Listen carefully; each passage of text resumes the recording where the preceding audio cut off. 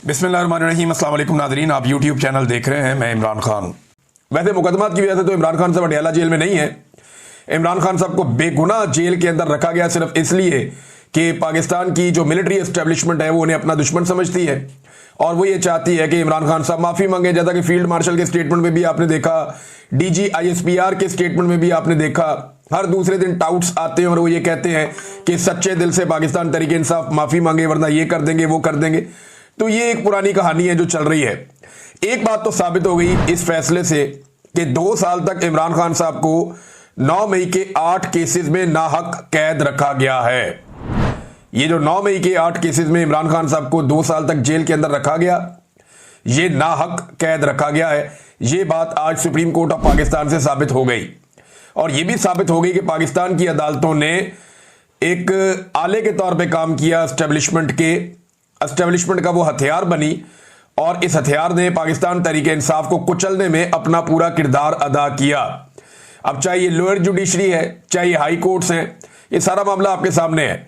ये अदालत ने फैसला दिया क्यों? देखें, अब हर तरफ जजेस कंट्रोल कर दिए गए हैं। सुप्रीम कोर्ट ऑफ पाकिस्तान में एक कंप्रोमाइज्ड किस्म के जजेस को पहुंचाया गया है, लेकिन मामला यह भी है ना कि जजेस पे भी दबाव होता है। एक दिन पहले 2 मुअज़्ज़िज़ जज साहिबान ने खत भी लिखा कि जनाब गलत तरीके से अदालत चल रही है, नाइंसाफी हो रही है, कानून और आइन के मुताबिक सुप्रीम कोर्ट ऑफ पाकिस्तान को चलना चाहिए। उन्होंने निशानदेही की, वकला का दबाव बढ़ता चला जा रहा है, जजेस के अंदर से दबाव बढ़ता चला जा रहा है।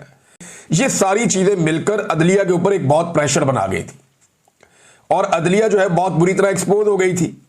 फिर एक के बाद एक तारीख हो रही है, एक के बाद एक तारीख हो रही है। अदालत के अंदर क्या हो रहा है अडयाला जेल में, वहां पे 4थी मरतबा तारीख दे दी गई है। इमरान खान साहब का केस लगने नहीं दिया जा रहा वहां पे। ये वहां पे सूरत हाल है। सुप्रीम कोर्ट ऑफ पाकिस्तान में इसमें बार बार की तारीख दी और बिलाखिर इमरान खान साहब को बेल देना पड़ी।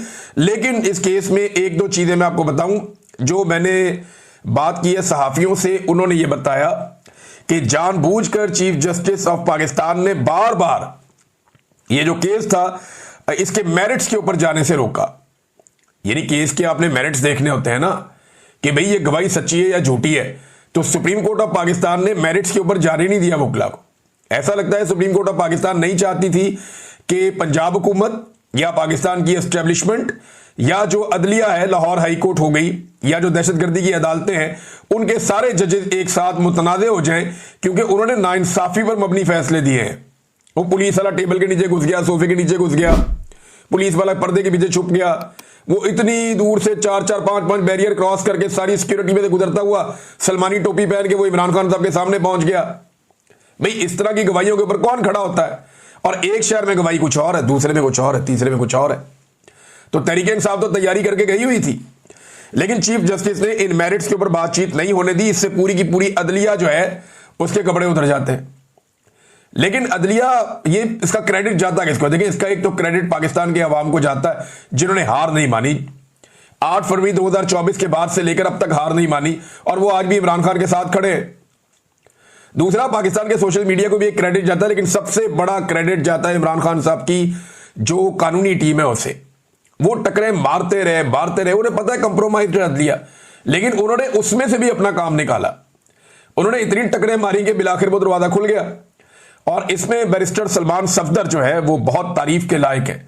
इमरान खान साहब की जो पूरी वकला की टीम है वो सभी मुबारकबाद के लायक हैं। बैरिस्टर सलमान सफदर साहब हैं, सलमान अकरम राजा साहब हैं, इन लोगों ने बड़ा अच्छा काम किया। लेकिन जो एक प्रोफेशनली मैंने देखा कि जिस वकील ने बहुत अच्छी हैंडलिंग की तमाम मामलात की और मुकदमात की, वो बैरिस्टर सलमान सफदर है। कमाल उन्होंने केसेस लड़े हैं और जिन जिन लोगों ने उनको केसेस लड़ते हुए देखा, जिन सहाफियों ने भी देखा, उन्होंने बताया जी कि वो जबरदस्त किस्म के शवाहिद सामने रखते हैं, बड़ा टू दी पॉइंट आते हैं और बड़े अच्छे उन्होंने मुकदमात हैंडल किए हैं। बड़ी प्रोफेशनली उन्होंने इन मामलात को डील किया कि एक तरफ एस्टेब्लिशमेंट है, पूरा का पूरा एक इदारा इस काम पे लगा हुआ है, इंटेलिजेंस एजेंसियां इस काम पे लगी हुई हैं, अदलिया को कंप्रोमाइज कर दिया गया है, 26वीं आईनी तरमीम के बाद पूरे निजाम को जकड़ दिया गया है, लेकिन फिर भी वो लगे रहे। बिलाखिर इमरान खान साहब के अब 9 में से 1 मुकदमा बाकी रह गया। अब सिर्फ एक ऐसा मुकदमा है जिसमें इमरान खान साहब को जेल में रखा हुआ है। सारे पाकिस्तानी ये बात जान ले। एक बात तो क्लियर हो गई कि आसिम मुनीर साहब ने यह बता दिया कि इमरान खान साहब पे जो केसेस हैं वो कानूनी नहीं है। उनका कानून से कोई लेना देना नहीं है। वो मामला सिर्फ और सिर्फ माफी पे अटका हुआ है कि यहां जिद ये है कि इमरान खान की हमने नाक रगड़वानी है, इमरान खान से हमने माफी मंगवानी है। मामला सिर्फ यहां पे अटका हुआ है और वो शेर का बच्चा जेल में माफी नहीं मांग रहा। उसको रोजाना तंग करते हैं, तंगो तारीख जगह के ऊपर रखा हुआ है, उसको बाहर निकलने को नहीं देते, उसको सहूलियात उससे छीन लेते हैं, कभी बिजली बंद कर देते हैं, कभी इंफॉर्मेशन बंद कर देते हैं, कभी मुलाकातें बंद कर देते हैं, उसके बेटों से भी उसकी बात नहीं करवाते। तो ये जो सारी सूरत पैदा की जा रही है सिर्फ इसलिए है कि इसमें कोई आइन और कोई कानून नहीं है।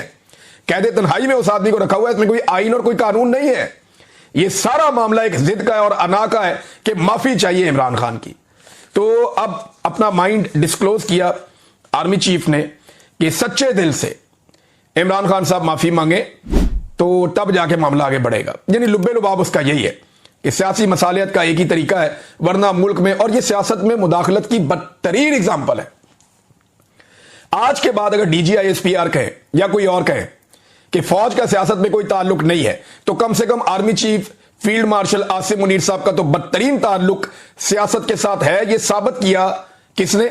सुहेल बड़ाइश साहब ने, और आर्मी चीफ से मुलाकात के बाद साबित किया कि सियासी मसालियत में भी उनकी डिमांड है कि एक सच्चे दिल से माफी मांगे एक बंदा। तो ये तो सियासत के अंदर बदतरीन किरदार है, इसको कोई कुछ क्या नाम दे।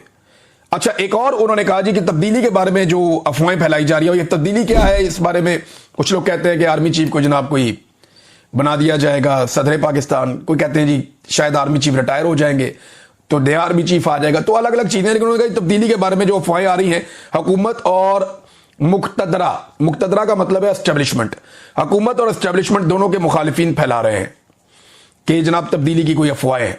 देखिए, ये तो क्लियर है कि आर्मी चीफ ने एक्सटेंशन लेनी है और मौजूदा निजाम इस कदर बूट पॉलिश कर रहा है कि अगर नवाज शरीफ ने अपने पैरों पे खड़े होने का फैसला ना किया तो ये एक्सटेंशन तो उन्हें देनी पड़ जाएगी। और इसका बंदोबस्त 1 साल पहले ही हो गया था, 3 साल की मुद्दत को 5 साल करने के बाद।